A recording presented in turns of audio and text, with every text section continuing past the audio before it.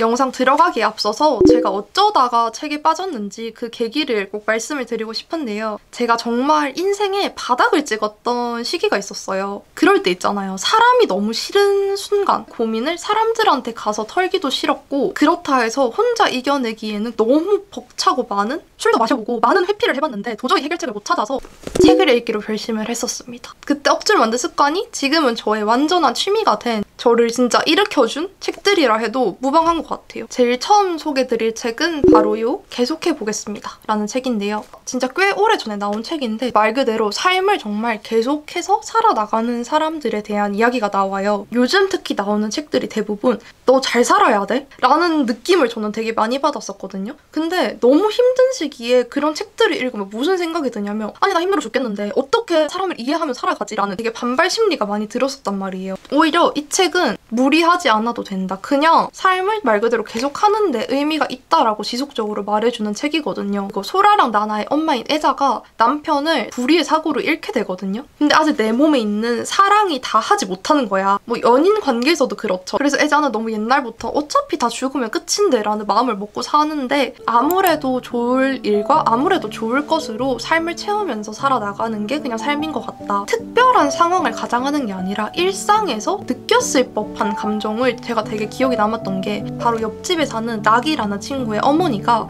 이 두 자매를 보살펴 주시거든요. 보잘것없을 게 뻔한 것을 보잘것없지 않도록 길러낸 것. 되게 밥이라는 게 보잘것없는 그냥 식물이잖아요. 근데 그게 우리를 길러내잖아. 꼭 평범한 걸로 삶이 채워져도 그냥 그게 지속이 된다면 의미가 있는 거구나. 솔직히 문체는 조금 무거운 편이에요. 근데도 문체를 하나는 놓치지를 못하겠는 거예요. 왜냐면 너무 현실적이라서 읽기가 싫은 느낌? 이 책은 아무 목이나 끌어안고 울고 싶을 때 라는 책인데요. 책 두께가 진짜 얇거든요. 챕터도 진짜 빠르게 두세 장 안에 계속 나눠져요. 같이 고민을 하는 느낌이었어. 근데 그게 대화를 하는 느낌인 거예요. 책인데도. 어릴 땐 저희가 되게 의미 없는 반복적인 행동을 많이 하잖아요. 흰색깔 보도블록만 밟으면서 가기, 막 이런 진짜 쓸데없는 행동을 많이 하는데, 생각해본 적 있어요? 그게 쓸데없는 행동이라고? 없잖아. 근데 클수록 모든 행동에 의미를 부여하고 효율적인 것만 하면서 살아가려고 한단 말이죠. 이 책에서 그런 이야기를 해요. 너를 기준을 두고 생각하면 필요 없는 일과 필요 있는 일은 존재하지 않는다. 그러니까 세상의 기준에 맞춰 살아가는 사람은 봤어도 그 기준을 자기가 세운 사람은 거의 보지 못했다. 되게 관통되는 말이었다. 남들이 대학을 가서 저는 대학을 왔고 무리에 들어가길래 저도 무리에 속해봤어요. 내가 정말 원했던 일인가를 생각했을 때 하나도 내가 진심으로 원한 게 없다? 나도 모르게 이렇게 사회적 기준에 절여져서 살아가고 있다고? 외로움에 대한 이야기도 많이 해줘요. 이 책을 읽던 시기에 그 생각도 했거든요. 평생이 읽고 사는 것 같다는 생각을 했어요. 근데 이 책에 딱 그 문장이 나오는 거야. 바다 앞에 설 때마다 말을 잃는 사람은 그리운 것을 떠올리는 중일 거예요. 삶이 쌓일수록 내 경험치도 쌓이는 건데, 근데 그 모든 걸 내가 안고 갈 수 없잖아. 점점 놓고 버리고 살아가야 되는데 너무 그게 어느 순간 씁쓸한 거야. 우정이든 사랑이든 평생 가지 못할 거 내가 왜 자꾸 애를 써야 되지? 근데 이 화자가 너는 어땠을 것 같아?를 자연스럽게 문장으로서 이끌어주는 것 같아요. 문장을 되돌아가서 또 읽고 다시 읽고를 진짜 반복했던 기억이 있습니다. 그리고 남에게 보여주려고 인생을 낭비하지 마라. 그 유명한 쇼펜하우어의 책이에요. 근데 그거를 좀 읽기 쉽게 옮겨져 있는 책인데, 어떨 때 읽으면 좋냐면 진짜 대학 생활에 한물 났을 때 진짜 최고의 해결책이에요. 왜냐면 쇼펜하우어 이 사람이 유흥을 좀 혐오해요. 솔직히 말하면 저는 친목질이라고 하잖아요. 대학에 가면 말도 안 되는 그런 친목질을 사회생활이라고 합리화하는 아이들이 정말 한 트럭씩 있어요. 근데 그런 아이들 옆에 있잖아? 내가 이상해 보인다? 그런 유흥 자리에서 재미를 못 느끼는 내가 이상한가? 라는 생각이 들 때 이 책을 꺼내잖아요? 저 지하철에서 이걸 읽다가 박수를 쳤어. 진짜. 누군가는 다른 사람들이 겪은 흥미로운 사건을 질투한다. 오히려 자신이 경험한 일에 의미를 부여하고 재미있게 묘사할 수 있는 타인의 이해력을 탐내야 된다. 우아하게 욕하지 않아? 그래, 내 욕해봐. 나의 얘기를 그렇게 재밌게 나 꾸며줬다고? 이러는 사람이에요. 시간을 적게 들여서 찰나의 물질적인 것들로 정신적인 것들을 대신해보려 하지만 그게 뭐다? 모두 헛되일 뿐이다. 이 사람은 인격은 높고 낮음이 있다고 말해요. 그러니까 이런 걸 추구하는 사람은 결코 인격이 높을 수 없다는 말을 하거든요. 말도 안 되게 억울한 일을 한번 겪은 적이 있어요. 진짜 소리를 지르고 싶은 거예요. 궁지로 몰아넣은 사람들이 진짜 잘 사는 것 같아요. 그때는 2년, 3년 지나잖아요. 그 인간성 때문에 스스로 진짜 자멸해.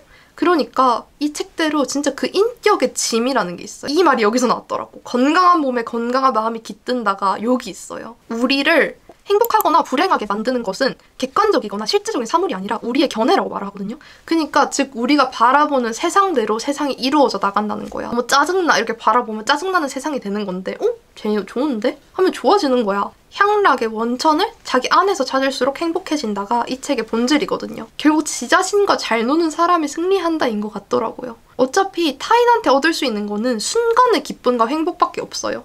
지속적인 기쁨을 얻으려면 나랑 가장 오래 있는 나 자신한테서 얻어야 되는 것 같거든요. 정말 소개를 해도 끊임없이 추천하게 되는 이 시기 원탑책 모국어는 차라리 침묵.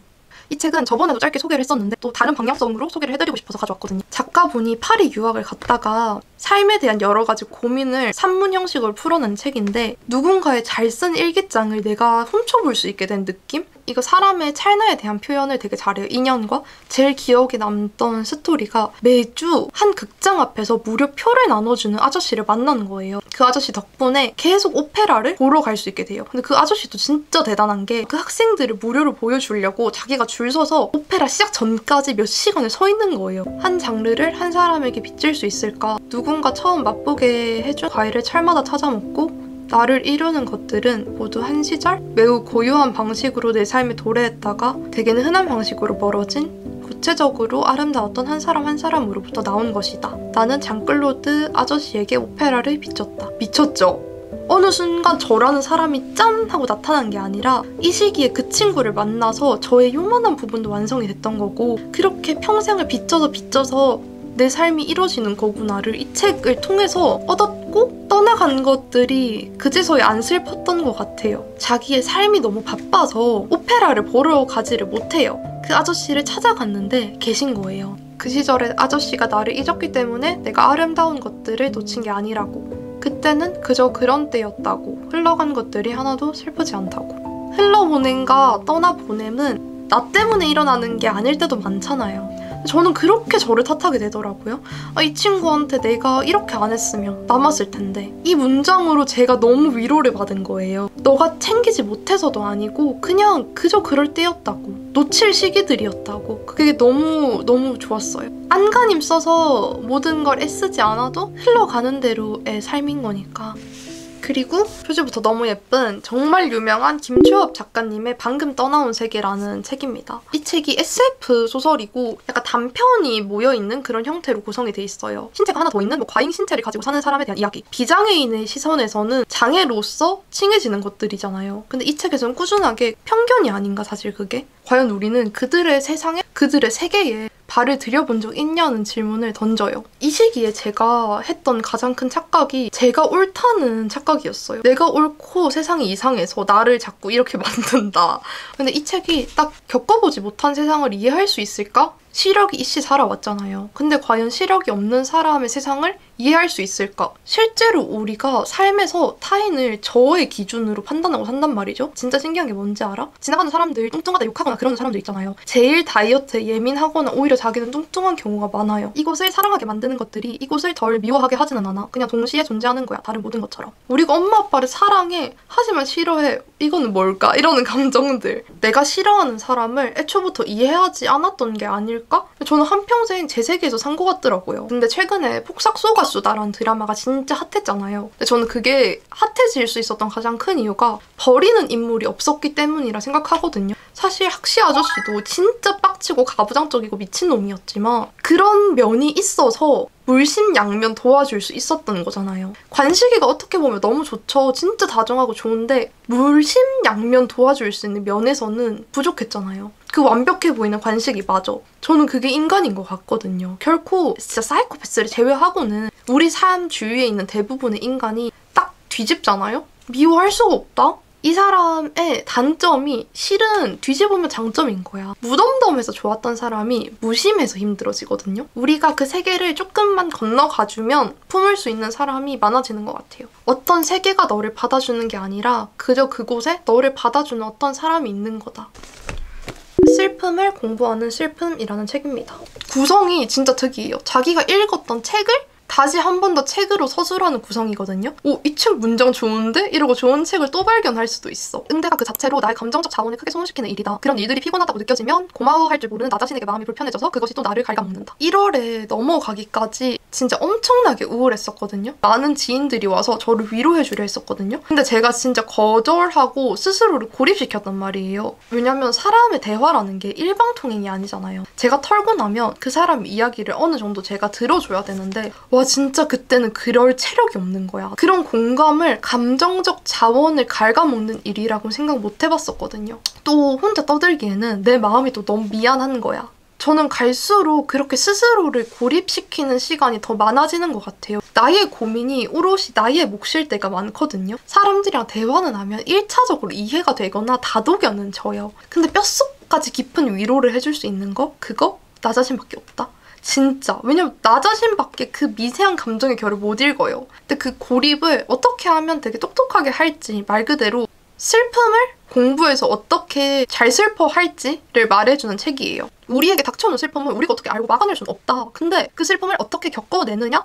다시 읽는 일이 다시 찾는 일이기도 하다는 말이 정말 좋았어요. 정말 많이 읽을수록 진짜 많이 얻게 돼요. 저는 관성이 있다고 느꼈거든요. 어디가 비잖아? 그만큼 뭔가를 되게 채워넣고 싶어 하는 것 같아요. 슬픔은 진짜 자기가 겪어봐야 알 수 있는 거고 나한테 오는 슬픔도 타인한테는 결국 남의 일인 거야. 스스로를 그냥 잘 극복해내 가야 된다. 오히려 이 책을 받으면 위로받을 수 있어. 슬픔이 저는 목 끝까지 꺼내서 퍼뜨릴수록 빨리 분산돼서 없어지는 거라 생각했어요. 휘발될 줄 알았다? 슬픔이? 슬픔은 그냥 가슴 깊이 묵묵하게 있는 거라서 술로든 뭐든 꺼내올 수가 없어요. 처음에는 저는 책을 읽는 행위가 오히려 그거를 묻는 행위라 생각했거든요. 근데 그게 가장 깊은 곳에서 내 슬픔을 꺼내서 없애주는 일이더라고. 어쩌다 내 슬픔을 완전하게 위로해줄 문장들이 나와요. 100명의 위로보다 그 한 줄이 나를 살려내는 거야. 진짜 문장으로서 내가 이해받았다는 느낌을 느껴서 그럴 수 있다. 괜찮다. 너무 힘들수록 더 힘들겠지만 걔를 마주해서 곱씹어야 다음 단계로 넘어가서 제 세상이 열리는 것 같아요. 읽으면 고통스러워하면 읽고 또 고통스러워했거든요. 그게 너무 도움이 됐습니다. 인생에 환멸이 날 때 이 책들을 꺼내보면 가장 깊이 공명할 수 있는 문장을 찾았으면 좋겠어요. 저에게도 이렇게 좋은 문장이 많았으면 우리 도레미들한테 또 얼마나 또 다르게 와닿을까 궁금하기도 하고 이 책들이 도움이 되셨으면 좋겠습니다.